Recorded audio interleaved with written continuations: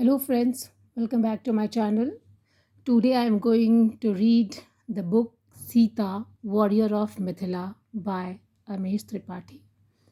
Let's start the chapter.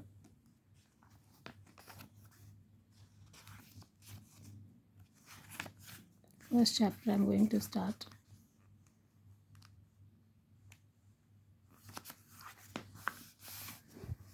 Chapter 1 3400 BCE, somewhere near the Godavari River, India. Sita cut quickly and efficiently, slicing through the thick leaf stems with a sharp knife. The dwarf banana trees were as tall as she was. She did not need to stretch. She stopped and looked at her handiwork. Then she cast a look at Makrant, the Malay Putra soldier, a short distance away. He had cut down perhaps half the number of leaves that Sita had. The weather was calm just a little while ago. The wind had been howling through this part of the forest. Unseasonal rain had lashed the area. Sita and Makrant had stood under a thick canopy of trees to save themselves from the rain. The winds had been so loud that it had been almost impossible for them to talk to each other, and just as suddenly, calm had descended. The rain and winds had vanished.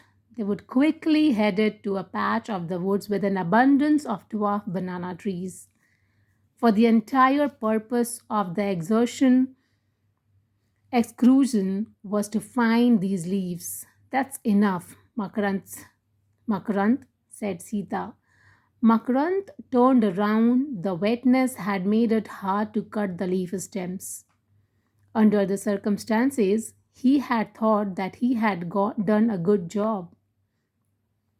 Now he looked at the stack of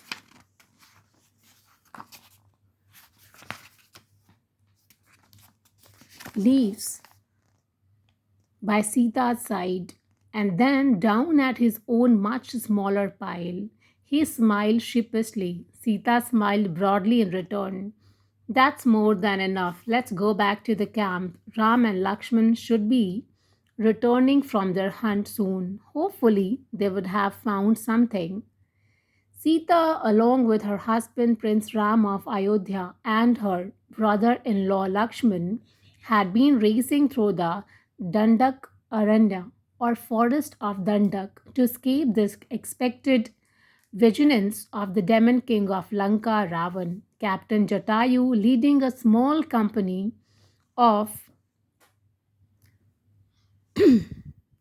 of the Malay Putra tribe, had sworn to protect the three Ayodhya royals. He had strongly advised that flight was the only available course of action. Ravan would certainly send troops to avenge his sister, Princess Shubnakha, who had been injured by Lakshman. Secrecy was essential, so they were looking their food in pits dug deep into the ground. For fire, they used a specific type of coal, anthracite. It let out smokeless flames. For abundant caution, the sunk cooking pot was covered with a thick layer of banana leaves. It ensured that no smoke escaped even by accident, for that could give their position away. It was for this reason that Sita and Makrant had been cutting down banana leaves. It was Sita's turn to cook. Makarant insisted on carrying the larger pile, and she let him.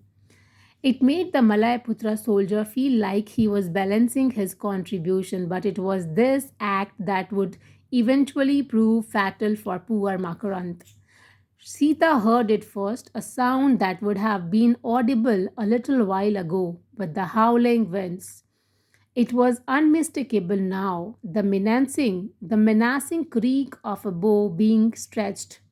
A common bow. Many of the more accomplished soldiers and senior officers used the more expensive composite bows, but the frontline soldiers used the common variety made entirely of wood. These bows were usually more rigid and they made a distinct sound when stretched. Makarant duck, screamed Sita, dropping the leaves as she leapt to the ground. Responded quickly enough, but the heavier load made him trip.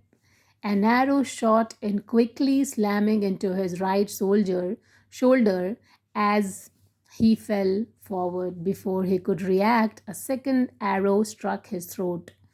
A lucky shot. Sita rolled as she fell to the ground and quickly steadied herself behind a tree.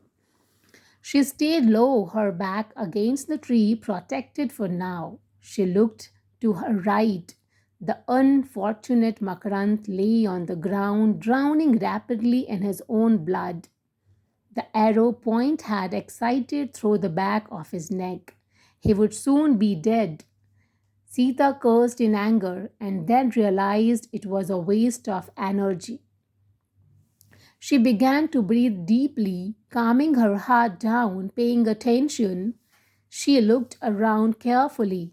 Nobody ahead of her. The arrows had come from the other direction, obscured by the tree that protected her. She knew there had to be at least two enemies. There was no way a single archer could have shot two arrows in such rapid succession. She looked at Makrant again. He had stopped moving. His soul had moved on. The jungle was eerily quiet. It was almost impossible to believe that just a few short moments ago, brutal violence had been unleashed. Farewell, brave Makrant. May your soul find purpose once again. She caught snatches of commands whispered in the distance. Go to Lord Kumbhakarn, tell she is here. She heard the hurried footsteps of someone rushing away.